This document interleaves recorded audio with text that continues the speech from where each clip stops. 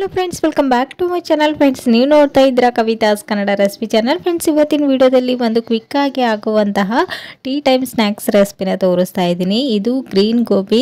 So ಇದು ತುಂಬಾ viral ಆಗಿರುವಂಥ ರೆಸಿಪಿ. ಇವಾಗ ಗೋಬಿ ಸೀಸನ್ ಅಲ್ವಾ, ಸೊ ಈ ರೀತಿ ಒಂದು ರೆಸಿಪಿನ ನೀವು ಕೂಡ ಟ್ರೈ ಮಾಡಿ ನೋಡಿ. ಜಸ್ಟ್ ಇದು 10 to 15 ಮಿನಿಟ್ಸಲ್ಲಿ ನೀವು ಇದನ್ನು ಟೀ ಜೊತೆಗೆ ಒಂದು ಸ್ನ್ಯಾಕ್ಸ್ ಆಗಿ ಸರ್ವ್ ಮಾಡ್ಬೋದು. ಹಾಗೆಯೇ ರೈಸ್ ಜೊತೆಗೆ ಸೈಡ್ ಡಿಶ್ ಆಗಿನೂ ಕೂಡ ಸರ್ವ್ ಮಾಡ್ಬೋದು. ತುಂಬಾ ಟೇಸ್ಟಿಯಾಗಿರುತ್ತೆ. ಸೊ ಫ್ರೆಂಡ್ಸ್, ಬನ್ನಿ ಹಾಗಾದರೆ ತಡ ಮಾಡ್ತೀನಿ ಈ ಒಂದು ರೆಸಿಪಿನ ಯಾವ ರೀತಿ ಮಾಡೋದು, ಇದಕ್ಕೆ ಏನೆಲ್ಲ ಇಂಗ್ರೀಡಿಯೆಂಟ್ಸ್ ಬೇಕಂತೇಳಿ ನೋಡ್ಕೊಂಬರೋಣ. ಓಕೆನಾ? ಮೊದಲೇದಾಗಿ ನಾನಿಲ್ಲಿ ಒಂದು ಅರ್ಧ ಕೆಜಿಯಷ್ಟು ಗೋಬಿನ ತೊಗೊಂಡಿದ್ದೀನಿ. ಇದನ್ನು ನೀಟಾಗಿ ಒಂದ್ಸರಿ ವಾಶ್ ಮಾಡಿಕೊಂಡು ಇದನ್ನು ಈ ರೀತಿಯಾಗಿ ಚಿಕ್ಕ ಚಿಕ್ಕ ಪೀಸ್ಗಳಾಗಿ ಕಟ್ ಮಾಡಿ ತೊಗೊಳ್ಬೇಕು. ನಿಮಗೆ ಯಾವ ಸೈಜ್ಗೆ ಗೋಬಿ ಬೇಕೋ ನೋಡಿಕೊಂಡು ನೀವು ಕಟ್ ಮಾಡ್ಕೊಳ್ಬೋದು. ಸೊ ಇಲ್ಲಿ ನೋಡ್ತಾ ಇದ್ರೆ ಇವಾಗ ನಾನೆಲ್ಲವನ್ನು ಈ ರೀತಿಯಾಗಿ ಕಟ್ ಮಾಡಿ ತೊಗೊಂಡಿದ್ದೀನಿ. ಇದನ್ನು ಹೀಗೇ ಕಟ್ ಮಾಡಬೇಕಂತ ಏನಿಲ್ಲ. ಇದರಲ್ಲಿ ಆಲ್ರೆಡಿ ಈ ರೀತಿ ಸಣ್ಣ ಸಣ್ಣ ಪೀಸ್ಗಳಿರುತ್ತೆ, ಅದನ್ನು ಸಪ್ರೇಟ್ ಮಾಡಿಕೊಂಡ್ರೆ ಸಾಕಾಗುತ್ತೆ. ಇವಾಗ ಒಂದು ದೊಡ್ಡ ಪಾತ್ರೆಯಲ್ಲಿ ನೀರನ್ನು ಹಾಕಿ ಇದರಲ್ಲಿ ನಾವು ಕಟ್ ಮಾಡಿ ತೊಗೊಂಡಿರುವಂಥ ಈ ಗೋಬಿ ಹಾಗೆ ರುಚಿಗೆ ತಕ್ಕಷ್ಟು ಉಪ್ಪು, ಒಂದು ಸ್ವಲ್ಪ ಅರಿಶಿಣನೂ ಕೂಡ ಹಾಕಿ ನೀಟಾಗಿ ಮಿಕ್ಸ್ ಮಾಡಿ ಇದನ್ನು 50% ಅಷ್ಟು ಕುಕ್ ಮಾಡಬೇಕು.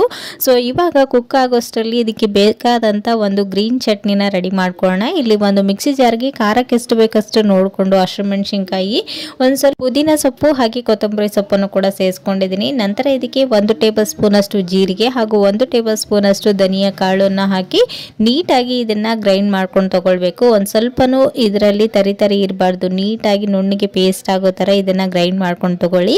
ಇದು ಗೋಬಿಗೆಲ್ಲನೂ ನೀಟಾಗಿ ಕೋಟಿಂಗ್ ಆಗಬೇಕಲ್ವ. ಸೊ ಹಾಗಾಗಿ ಇವಾಗ ಇದು ಗ್ರೈಂಡ್ ಮಾಡಿಕೊಂಡು ಪಕ್ಕಕ್ಕೆ ಇಟ್ಕೊಳ್ಳೋಣ. ಇಲ್ಲಿ ನೋಡ್ತಾ ಇದ್ರೆ ಇದೆಲ್ಲ ಮಾಡ್ಕೊಳ್ಳುವಷ್ಟರಲ್ಲಿ 1-2 ಮಿನಿಟ್ಸ್ ಆಗಿದೆ.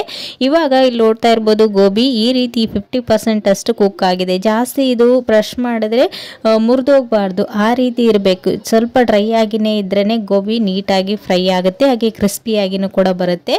ಸೊ ಇಲ್ಲಾಂದರೆ ಅದು ಜಾಸ್ತಿ ಆಯಿಲನ್ನು ಎಳ್ಕೊಂಡ್ಬಿಡುತ್ತೆ. ಸೊ ಹಾಗಾಗಿ ನೀವು ಒಂದು 50% ಅಷ್ಟು ಅಂದರೆ ಜಸ್ಟ್ ಒಂದು 2 ಮಿನಿಟ್ಸ್ ಇದನ್ನು ಬೇಯಿಸ್ಕೊಂಡ್ರೆ ಸಾಕು.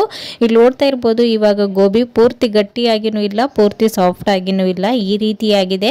ಇವಾಗ ಇದನ್ನು ಒಂದು ಬೌಲ್ಗೆ ನೀರಿಂದ ಸಪ್ರೇಟ್ ಮಾಡಿಕೊಂಡು ಇದಕ್ಕೆ ಬೇಕಾದಂಥ ಮಸಾಲನ ರೆಡಿ ಮಾಡ್ಕೊಳ್ಳೋಣ. ಓಕೆನಾ?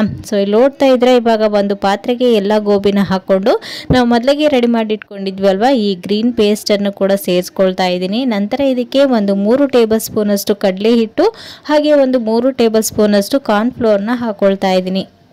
ನಂತರ ಇದಕ್ಕೆ ಒಂದು ಅರ್ಧ ನಿಂಬೆ ಹಣ್ಣನ್ನು ಕಟ್ ಮಾಡಿ ಅದನ್ನು ಕೂಡ ಸೇರಿಸ್ಕೊಳ್ತಾ ಇದ್ದೀನಿ. ಇದರಲ್ಲಿ ಈ ನಿಂಬೆ ಹಣ್ಣನ್ನು ಹಾಕೋದ್ರಿಂದ ಇದರ ಟೇಸ್ಟ್ ಇನ್ನೂ ಡಿಫ್ರೆಂಟ್ ಆಗಿರುತ್ತೆ.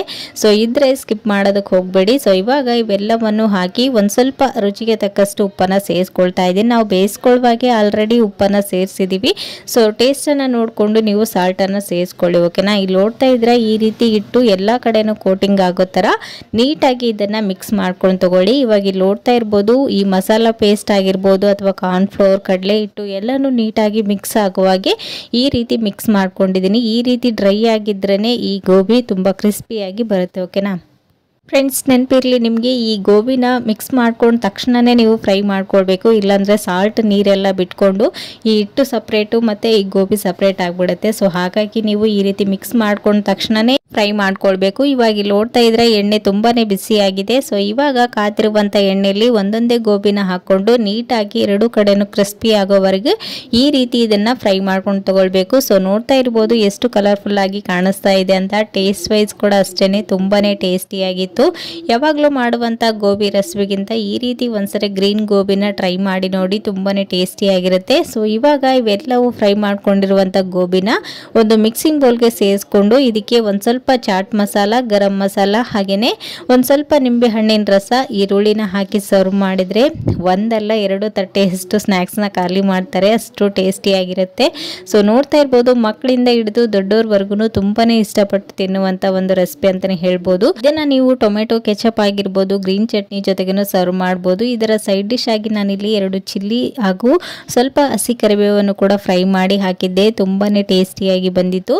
ಸೊ ಟೀ ಜೊತೆಗಂತೂ ಈ ರೀತಿ ಒಂದು ಸ್ನ್ಯಾಕ್ಸ್ ತುಂಬಾ ಟೇಸ್ಟಿಯಾಗಿರುತ್ತೆ. ಸೊ ಈ ಒಂದು ಚಳಿಗಾಲಕ್ಕೆ ಈವ್ನಿಂಗ್ ಟೈಮ್ ಸ್ನ್ಯಾಕ್ಸ್ಗೆ ಈ ಒಂದು ರೆಸಿಪಿನ ಟ್ರೈ ಮಾಡಿ ನೋಡಿ, ಹೇಗೆ ಬಂತು ಅಂತೇಳಿ ನನಗೆ ಕಮೆಂಟಲ್ಲಿ ತಿಳಿಸಿ. ಓಕೆನಾ? ಸೊ ಫ್ರೆಂಡ್ಸ್, ನೋಡಿದ್ರಲ್ವಾ ಇವತ್ತಿನ ಈ ಒಂದು ರೆಸಿಪಿ ನಿಮಗೂ ಕೂಡ ಖಂಡಿತ ಇಷ್ಟ ಆಯ್ತು ಅಂತ ಅಂದ್ಕೊಂಡಿದ್ದೀನಿ. ಇಷ್ಟ ಆದರೆ ಪ್ಲೀಸ್ ಒಂದು ಲೈಕ್ ಕೊಡೋದನ್ನು ಮರಿಬೇಡಿ.